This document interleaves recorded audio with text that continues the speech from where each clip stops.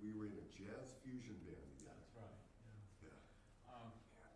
Joe's, I have a lot of respect for Joe. He's such a great musician, very versatile. Whenever I don't have a call to hire guitarists to do tracks, but he's always my first call guy for doing such things. And I just respect him as an individual and as a player, but also he has this really deep knowledge of production, music production. He's written music for ABC and CBS and Fox and BBC, National Geographic, things like that. And so one of the things I want you all to really think about is, because students often say this, oh, I want to write music for games, or I want to, write music for movies, and they don't often really know what that means in terms of production, okay? Another thing I want you to think about is sort of the vocational part of this kind of work. And for me, because I do a lot in the industry, I'm really passionate about it. And I'm going to share a story. I heard a student the other day, and they said something to the effect of, well, music's the only discipline where you spend $50,000 on an instrument to make $100 at a gig. Okay, on face value, that's true, right? And I would say 98% of musicians, that's how they think about it. They don't realize, yeah, a club owner, they can't pay you, $50,000 salary to play a 3-hour job every night. That's just not going to happen, right? But people like Joe, there are a lot of them in this town, make good living by being versatile, understanding the industry, having a specific skill set. I'm going to just list a couple. Okay, so go ahead. Joe came to mind. Someone we had, Tim Larkin, who writes for Val Games, lives in this town. One of the, probably the premier boutique jazz big band publisher. And I'm spacing on his name, the Bob Curno big band. Bob Curno, yeah. Lives yeah. in this town. Yeah. We've got Miles Kennedy, world-renowned guitarist, Walter Bridge. Yeah, from Walter Bridge. Lives in this town, right? Missing a lot of people. Yeah. We were talking to our friend Nicole, the Nashville songwriter, and yours truly, who's written for Hal Leonard for 30 years. There's a lot to be done out there, and I want you to understand you don't necessarily have to live in New York to do that. So learn from this man, okay? Let's welcome Joe Brown. So you guys are all writers, you guys are players, you guys are a little bit of both. I mean, what are your skill sets here? I mean, who's a writer here? Okay, what do you play? Piano primarily. I also love choral music. I'm in the choir. Okay, and what kind of stuff are you looking to write? Well, I actually have been staying away from piano because I want to explore other things. Okay, that's what I'm getting to. But explore I have a other pretty. things. the world's so big. I just want to explore, especially styles that I'm not even good at yet. Okay, awesome. Who else? You raise your hand. What do you do? Here primarily I'm a vocalist. I'm the vice president of the choir and I do private voice. And Cool. But I am in the same boat as Drew. Like I haven't written a solo voice piece yet, and I've only written one choral piece because I want to get out and explore other things. Like I'm writing for pitch percussion right now, and Okay. I have a fixed media synth piece that has a solo saxophone live performer, and yeah, I mean I don't know exactly what I want to do, but down the road it would be great to be a composer full time. Cool. That's kind of an idealist thing, but And he's also a songwriter. Yeah, cool. oh yeah. Yeah. So who else? Who else is? I mean, go ahead. I'm mainly a trombone player. I write for a lot of march bands and other Oh, cool. band settings, but I also love the production side. I program my own indie games, and I like adding in my own sounds and my own music to it. How many of you guys have got a studio in your home? Couple of you? Okay.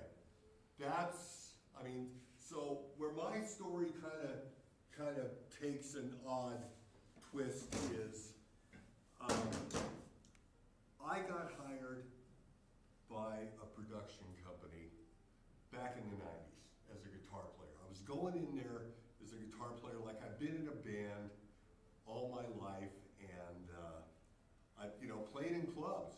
And so guys would come in and see me play in the club and say, "Hey, I'm working on a record. come in and put some guitar on my record? And I go, sure, you know, they pay me.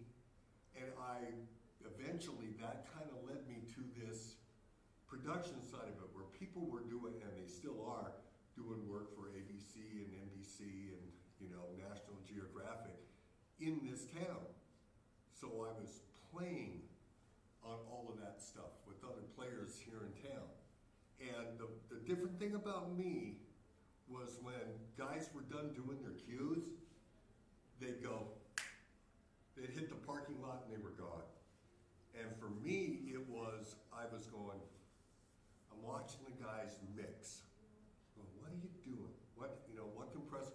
I'd done an album or a CD like 4 or 5 years before for my ex-wife. We had done a CD together. And the engineer quit showing up because I loved to work at night after I was done playing. So I go in at 2 in the morning and start working on the project at 2. You know, and I get done 6 or 7 in the morning, and then I go home. And he just went, you know, I can't handle this pace. So he quit coming. So I just said, I'll do it. I'll engineer it. I've been watching him. I know how to do it. You know, you take this, you want that sound, it's got to go over there to that tape machine. So I just went, okay, I'll do it. And it actually came out pretty good. You know, and you know, it was right at a time. Now, do you guys know the band Nirvana? Everybody knows Nirvana. So the band that CD was, you know, that CD came out, and my ex-wife and I were being courted by people in Los Angeles, by people in Seattle. As a matter of fact, we were going back and forth between here and Seattle because people were going, hey, we want you to pick out some people to showcase with. I'm going, okay, the writing career. So we wrote all the tunes on the album ourselves, and then Nirvana hit. And literally overnight, the phone just stopped ringing because we were not grunge, right? So we were the music that got left behind when grunge came and went, yeah, this is gonna be the new music scene. So, but it got me into writing, it got me into the studio. So when I started to do work for the networks, when everybody would go home, I'd go, okay, I got a lot to learn. And I would sit behind, and these guys are friends of mine, people I knew. I'd sit behind the desk and go, what are you doing? I'm putting in, what's your compression ratio? Why are you doing that? How much reverb? You know, I was a total pest. But the guys were so nice in showing me what they knew. And then one day we had done a thing for Fox TV, and I was done doing my guitar part, and the producer said, what do you think? You know, he's done mixing it, and I said, you know, what do you mean, What? It could be bigger, it could be punchier, the guitars could have a different EQ, the drums could kick a little more. And he went, really? And I went, yeah, I think so. He goes, be my guest. So he let me sit down behind the board and we mixed this thing. And after I was done, I sat back and said, what do you think? He goes, I'm sending your mix. Do you want a job? And I said, let's go home and write me a song, and if it's good, I'll pitch it for you. Went, okay. I went home. It was a Saturday night. We had Sunday. We were going to get together Monday night or Monday morning. I had a 4-track Porta-Studio cassette player, and I programmed some drum parts. Obviously, I played the guitar and the bass part, and played the keyboard part. And I brought it in Monday morning, played him the song on the 4-track tape recorder. I mean, it's a cassette player, you know. And said, God, I really like this. I like this tune. And he picks up the phone. He calls ABC TV. Said, yeah, I got a new composer sitting in the room. I'd like to play you something. And okay. He holds the phone up like this and goes, press play. And I went, on my cassette player? And he goes, yeah, press it now. And so I pressed it and played the song. Great, I'll let him know. Thank you. Yeah, you'll have it right away. And he puts the phone down and he goes, you just sold a song to ABC TV. Your first song. That thing played on the Super Bowl. So I still make money on that song today. And that day, I went out, bought myself a computer, locked myself in my basement, and learned how to record on a computer. Because I had no idea how to take it from the 4-track to what we were gonna do. And that's how I learned. No offense, I didn't go to school, I didn't do it. All the stuff that have come to me have basically been, I've been that guy in the room that was kind of paying attention and just went, I'm not coming out of this basement until I know how to do this. And that was the beginning of all of it. So that led to, doing show opens for, I think the weirdest thing I ever did was, do you remember there was this show on National Geographic where the guy lived with wolves, and he would, and you're watching, I'm serious, and they'll send you this video, and they go, we want you to write something for this, and you're watching this guy chew food and feed it to a wolf, and you're going, okay. I have no idea what to write for this, or skyscrapers, whatever. So most of my career was basically writing music for TV and film. So, and that's kind of been my bread and butter, and I've, got a pretty good recording career going on with Nicole Lewis, who's going to be here in a couple of weeks. That led me to Nashville, which led me to some writers in Nashville that led me to, having some songs that have been picked up by some people in Nashville. So if you're writing, it's something that I do every day. I write something. I have something in my head every single day. And my biggest, probably my handiest thing that I have with me constantly is my iPhone. So one of the songs that undoubtedly Nicole will play for you while she's here is the song that we recorded with Brent called Snow. And that was, somebody in Nashville said, write a Christmas song. We need a Christmas song, write a Christmas song. I'm in the car, got the iPhone, sing it into the iPhone so you remember it when you get home. That's my life. That's what I've been doing all my life. So, any questions so far? Nothing? Go ahead. What DAW did you learn to record on? Pardon me? What DAW did you learn to record on your computer? On my computer, I'm running I do Pro Tools or Cubase, and I'm that's not true. I'm on PC and Apple. Okay. Pro Tools, honestly, for me, when we were doing all the production stuff, we had to learn to program because there were strings and horns and stuff like that. Even the stuff that we would do for NBC for the Olympics, we would hire horn sections and string sections to kind of beef it up a little bit, but for the majority of the stuff, it was programmed. So the PC stuff and Cubase was so much easier to program strings and things like that than Pro Tools that we just went with that rig, So, yeah, so maybe I play you guys a couple of things. One of my funnest moments in the studio ever. I played this thing called an image piece, and an image piece is where you get,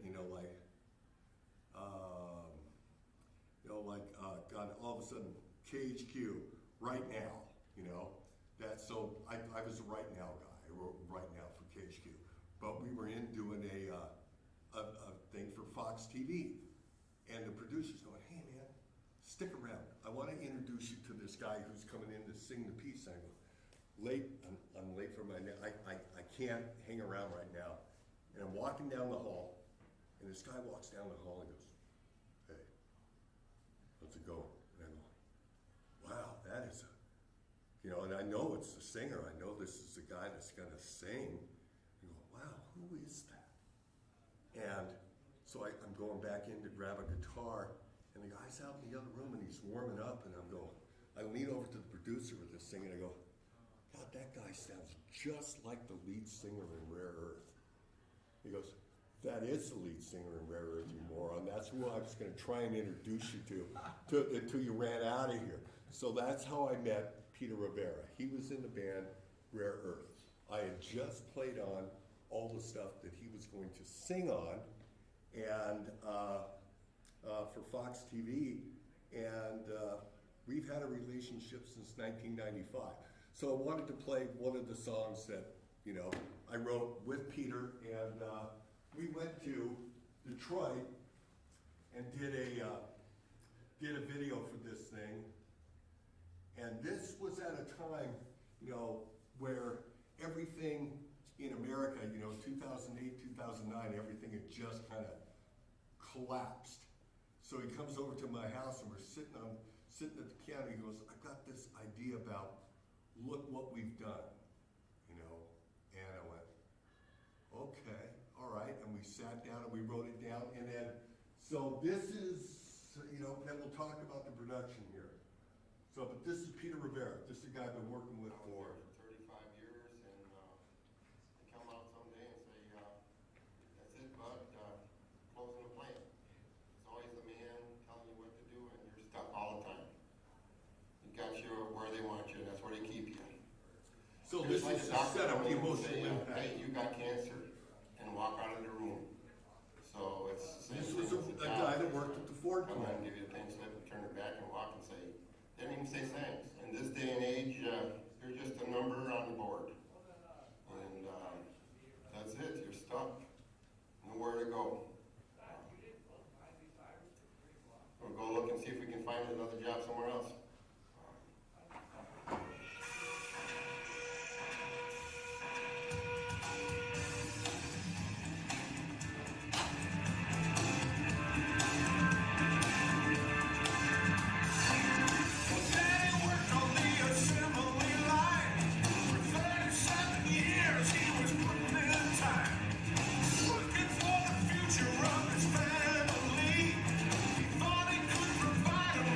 Security.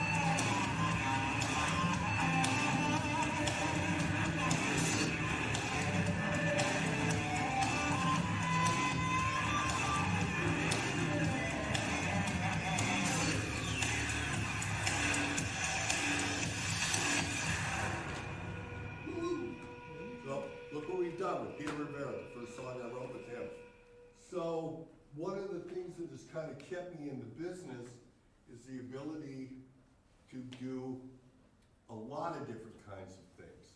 So when you talk about production, I think one of the biggest, one of the coolest things that's ever happened to me is working for a company here in Spokane. Oprah Winfrey wanted, you do something called, packages. You'll do an acoustic package for people. So I did an acoustic package for Oprah Winfrey, and it was just simple kind of vibey, acoustic-y stuff, very simple, because she'd talk over the top of it. It's like, today, Oprah's going to Jenny's house. Jenny is an unwed mother in Chicago, Illinois, so you can't be too busy, you can't be too weird. Or, today Oprah's going to the bakery, so it was different things that she could kind of pick. I did 14 songs for her and was making pretty good money. And then Oprah one day all of a sudden decides, I'm gonna leave ABC and I'm gonna form my own network. Oh no, everything just, goes in the toilet from then on, because you go from regular TV to cable, and it's not very lucrative. But fortunately for me, I pick up my ASCAP check after one cycle and I go, what is this? Good Morning America. Picked up the acoustic package and ran that stuff for 12 years. So if your music, my point is, if your music is out there, if you're putting stuff out that sounds good, I mix this thing in my home studio, and another name for home studio is my daughter's old bedroom. Okay, when she moved out, I commandeered her bedroom for my home studio. So, they're playing the stuff on ABC TV. So, do you guys have any questions? I've been talking for a long time. Nothing? A couple things. So one, it's funny you mentioned Peter Rivera. My neighbor Paul is friends with Peter Rivera. Okay. Just small world, I guess. Yeah, it is. And for that solo you did, was that like a Digitech whammy? Digitech whammy pedal. Okay. Yeah. And then just pan it. Yeah. You're a guitar player. Yeah. Not a boy. So I would know. Yeah, total inside baseball. That's awesome. Because that was the sound, that was the only really popular harmonizer or pitch shifting pedal for that time. Yeah. There's more on the scene now, I know of, but at the time, I don't think there was many that used as much as that one. Yeah. And I was gonna ask another thing. Gosh. That's all right, man. We got time. So the other thing on the solo was the kill switch. Yeah. Which I ripped off from the guy in Rage Against the Machine. Tom Morello, yeah. Tom Morello. I just went, oh yeah, I'm using that. What? So is that your home studio? I'm guessing you have soundproofing around the room for that. Mine has absolutely none. How would you go about doing that in a cheap way? I don't. I really don't. I'm kind of there's a little soundproofing in it. I just, rugs hanging on the walls just to keep the things from bouncing around. And fortunately for me, in my daughter's bedroom had bookshelves in the back, so they're not flat surfaces against flat surfaces.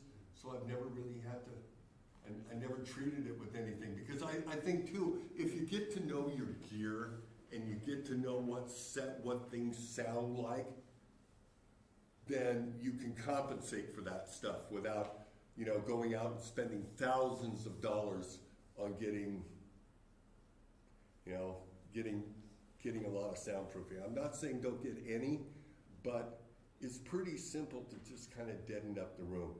If you really know, all you got to do is stand in the room and go, and you can hear, even in here, where stuff bounces. And then and another thing that I do is I mix really quiet.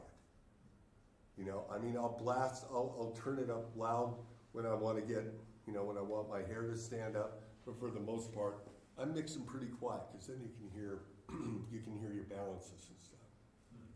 I was just gonna Yeah. interject that, so Joe's talking about like treating a room, and then that's different than soundproof.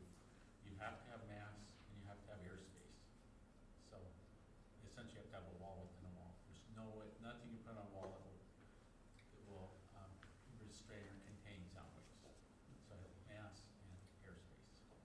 Mass and airspace, yeah, I've got, I thought it was, you're just saying, yeah, I'm not in the closet.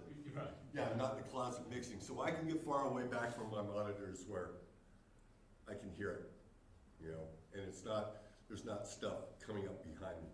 So, are any of you guys gonna build studios? Yeah. You're going, why? What would stop you? Well, I would, but I also, you know, live on campus.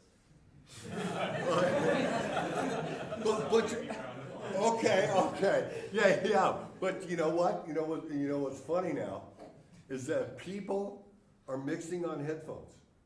People are actually mixing on headphones now for the first time, and these headphones are built for just that thing.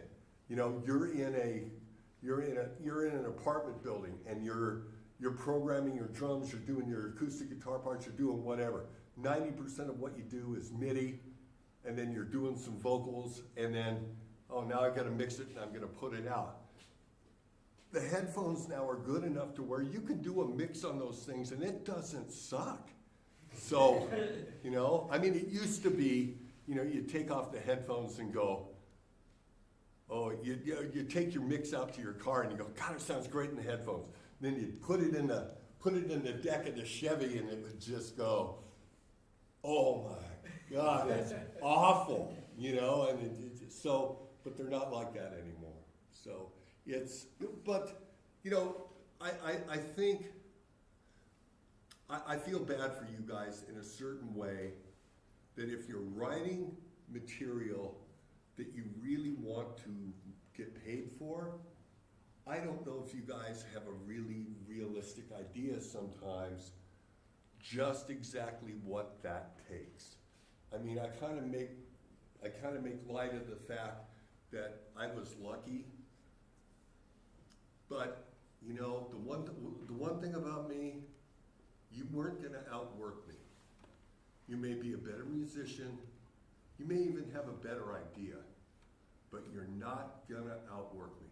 I'm gonna, you know, when a client called from anybody, and I don't care if it's Nicole Lewis or it's Brent or anybody else, my biggest job as a guitar player or as a writer, as a producer, as a mixer, is I gotta be a problem solver.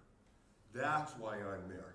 Somebody is coming to me and they've got a piece of video or they've got an idea in their head that they just can't get out there. So to be a problem solver like that, you gotta be able to pick up your guitar, sit at the piano, or go to the mixing board and go, what about this? And a lot of times they may look at you and just go, that is so far from what I was thinking, no, that sucks, start over. Because they will absolutely send, you will spend days on something and send it to a client. And I actually had somebody do this to me. You know,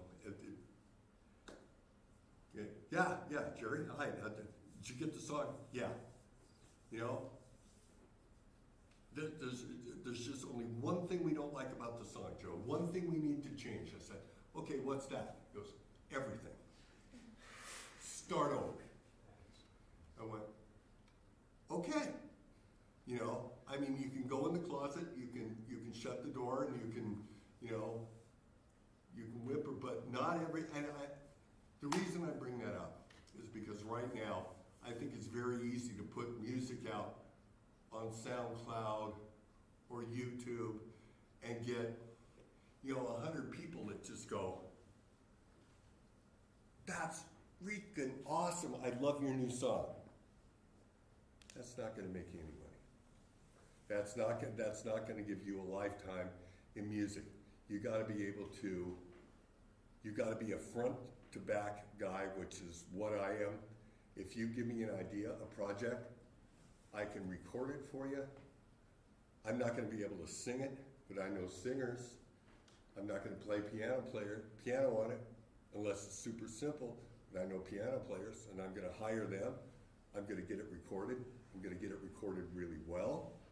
I'm gonna mix it, then I'm gonna master it, and I'm gonna send it to you. And you're gonna get that in the amount of time that you needed it to be done. That's, that's kind of still what I'm doing with the music that I've got out there, so. Any more questions? Okay, now, so go. I had one kind of in that similar vein.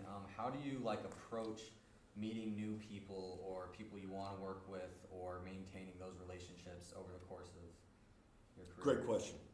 One of the things that I was, because I was in the studio, 99% of what happened to me happened because I was in the studio, the people I met. So I got a chance, like I said, I wrote some stuff for KHQ TV for Right Now. I was their Right Now guy, and so they decided, we want to do a Spokane Gimme the Mic. And they asked me to be the musical director. That's how I met Nicole Lewis, who was in her 20s, a country songwriter, and she had done some work in Nashville that she had brought back, and it just didn't really do anything, and nor did she feel honestly that it really represented her. And so we ended up working together on the show, and after the show was over, she brought me some of the material and said, what do you think? Would you be willing to work with me on this? And I said, absolutely, because I saw a very talented young lady that was going to Nashville and plunking down lots of money for people to go, oh, we know that song.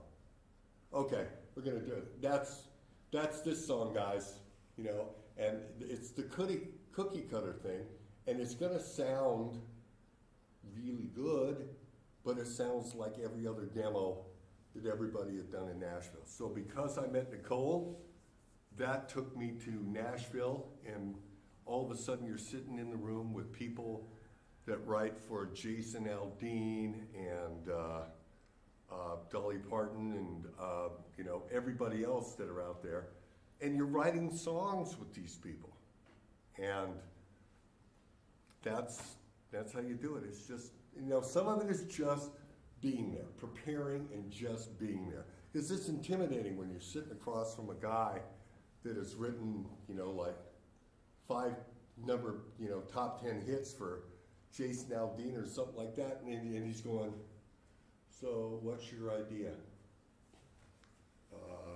And if you don't have that, party's over. So everybody in Nashville carries something called a hook book, and your hook book is, I'm walking around, and one of the songs I'll play off Nicole's album is a song called Restless Heart, and that was my hook. So Nicole comes over one day and says, everybody pulls out their hook book. And you start going down your list of songs. And Restless Heart, what's that one about? Well, it's about a gal, it's a song for you that's thinking about the guy that's not there, and how hard it is for her to be alone.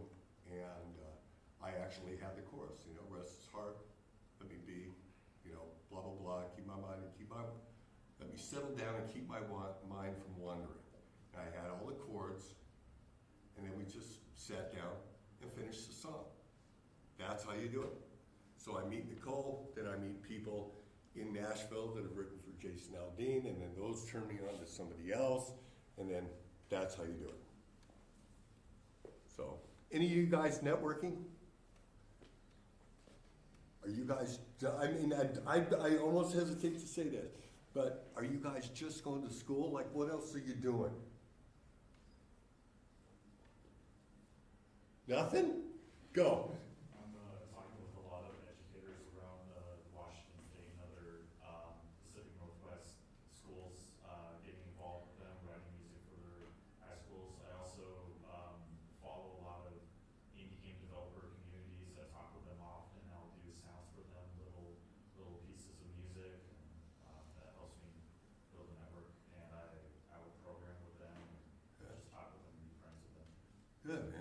about you? You haven't said anything. Yeah.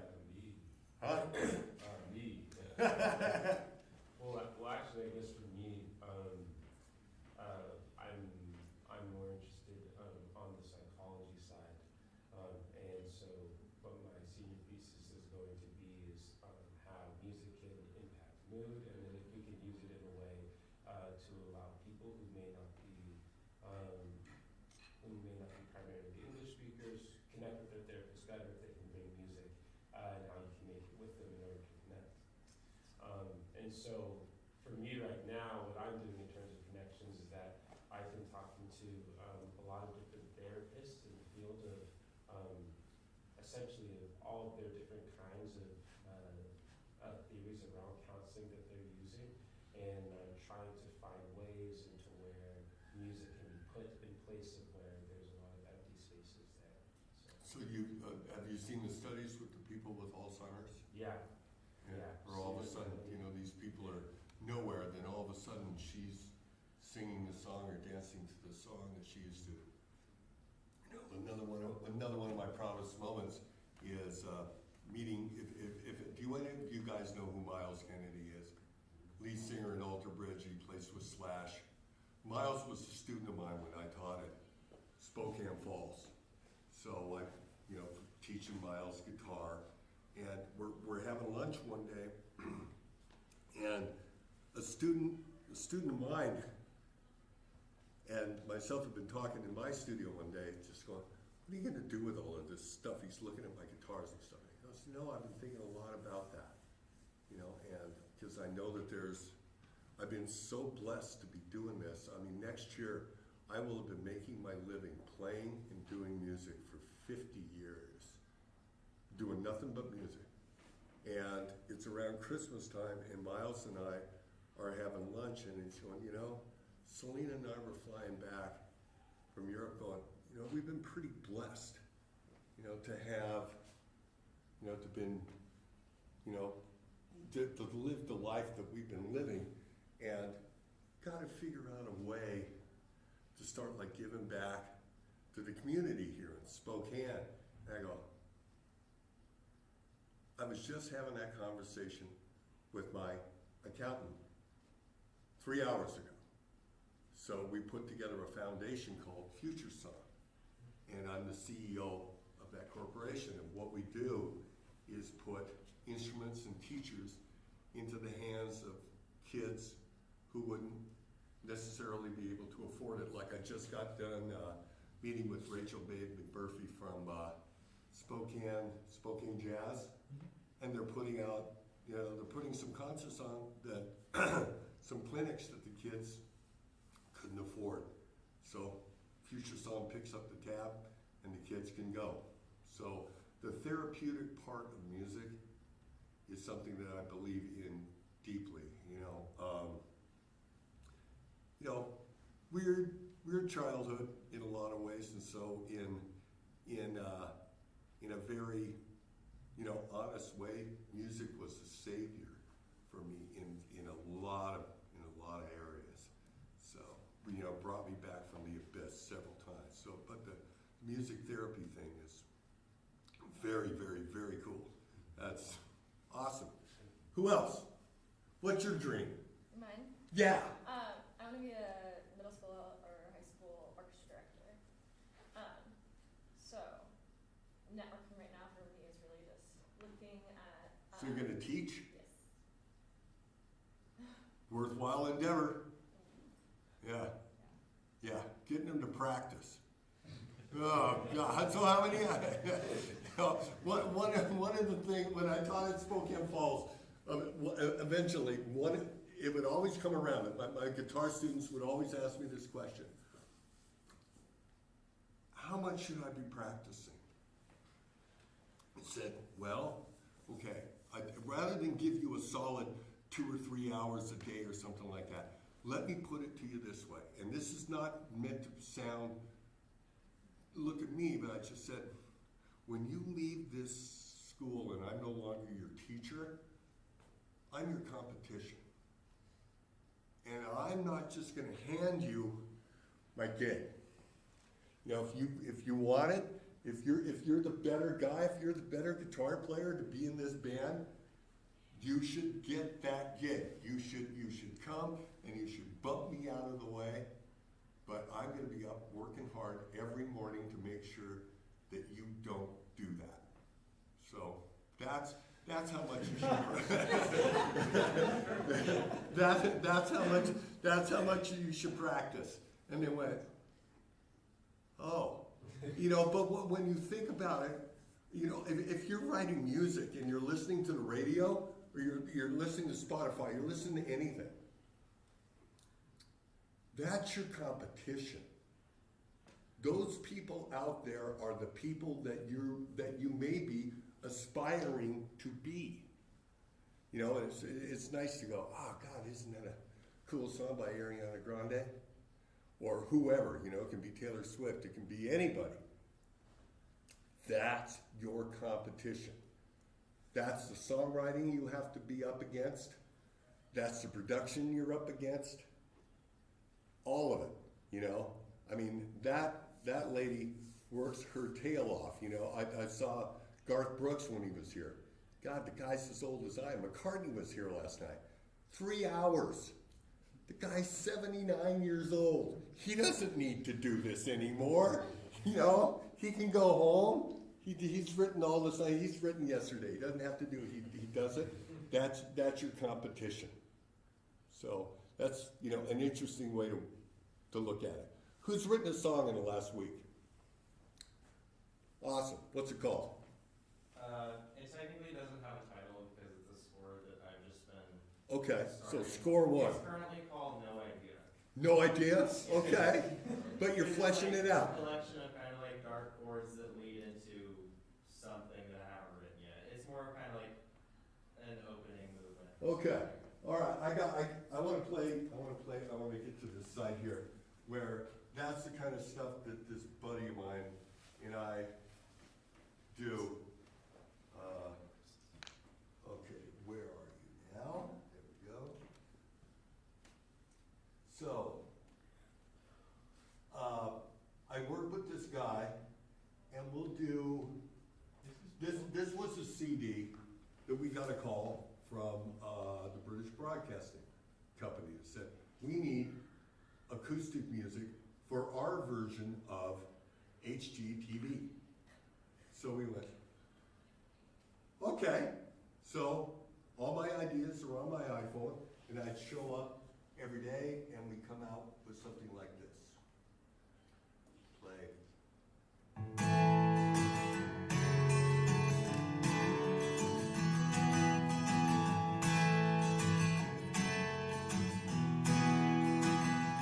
Today, John and Bab are leaving this countryside, riding along the Shire, looking for a new home. That's what this stuff is designed to do, right?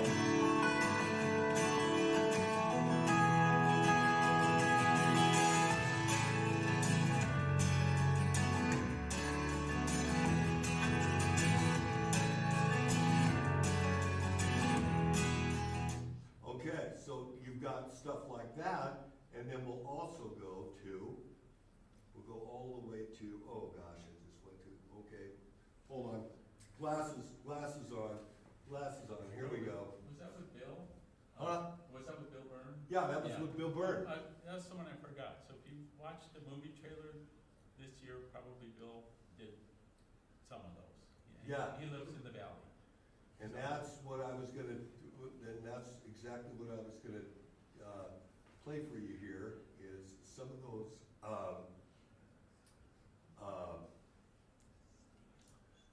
tracks. So you come to, here we go. So you go, While he's okay. queuing that up, in Bill's studio, his quote home studio can fit a small orchestra. Yeah. It is It's really something. pretty intense, but this is the stuff that, we'll sit around and do stuff like this.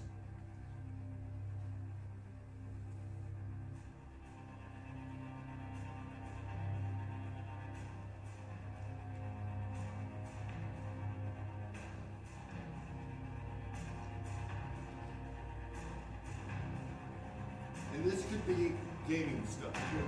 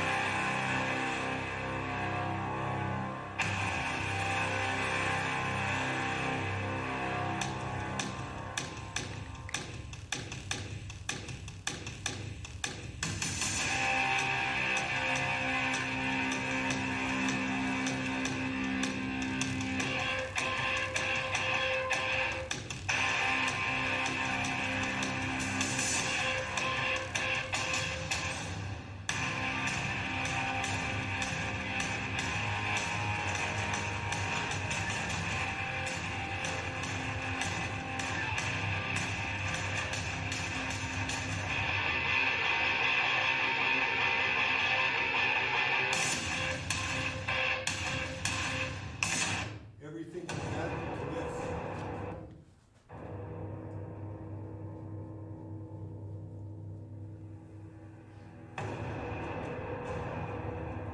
Big old kids. And the sound library that this guy has at his disposal, you come in with a little acoustic guitar idea, he's just pulling sounds from everywhere. It's insane how quick.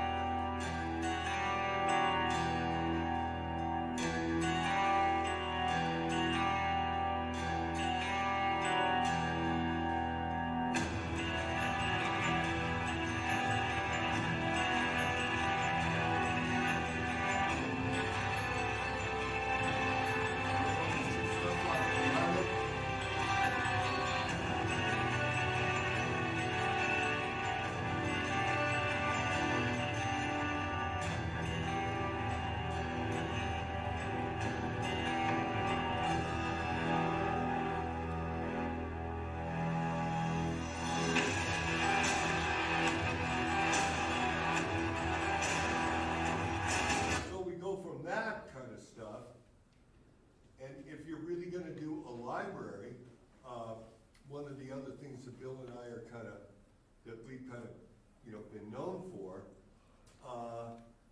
guys that do promos like classic rock. You know, a lot of guys that work in TV are like my age, you know, so they like classic rock. So we'll do stuff that is, let me say this, reminiscent. So let's see if you can guess who this might be.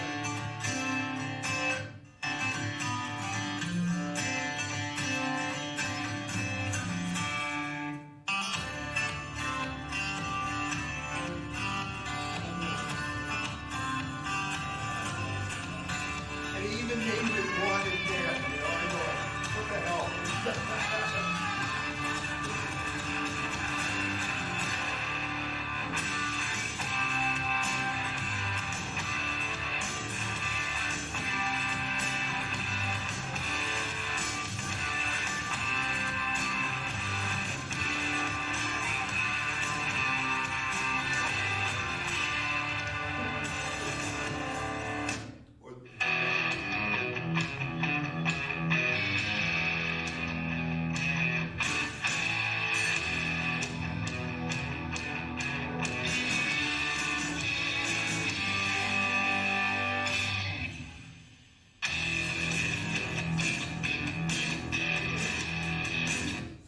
Day, you know, you come in with an idea, you start to flush it out, and you know, at the end of the day, you got a song. What's funny? Go ahead. Go on.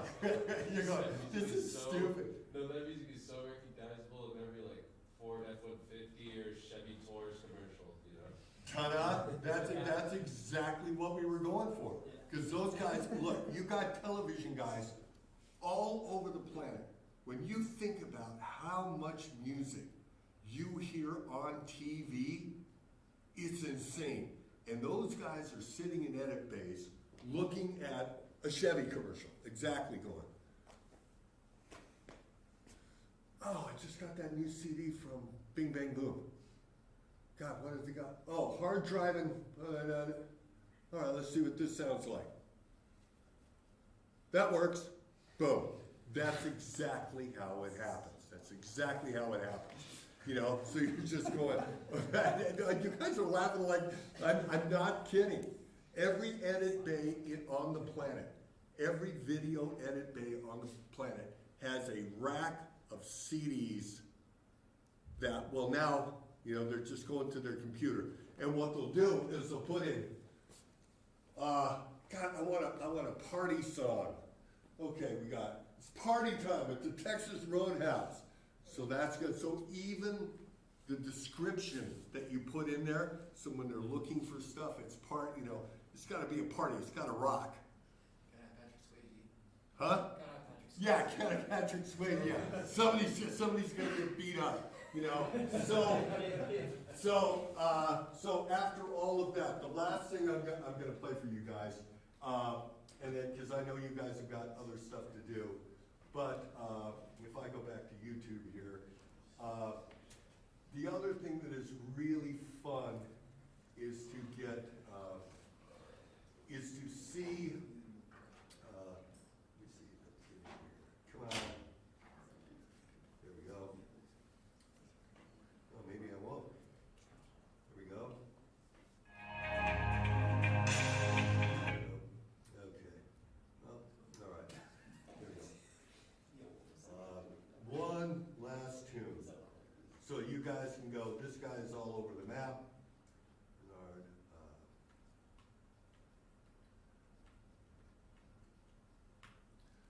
okay, here we go. Now, this is a song I wrote with the guy in Nashville, and they just gave it to this band called Houston Bernard. So it's a song called Wait For It. So, and this was essentially, this is the demo I sent them.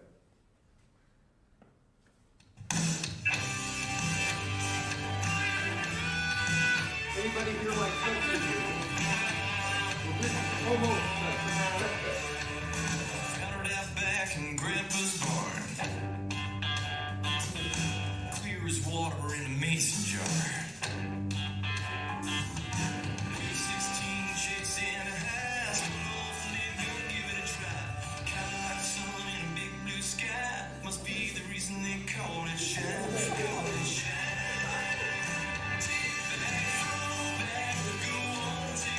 If you've got a song you wrote on YouTube, I'll play you that.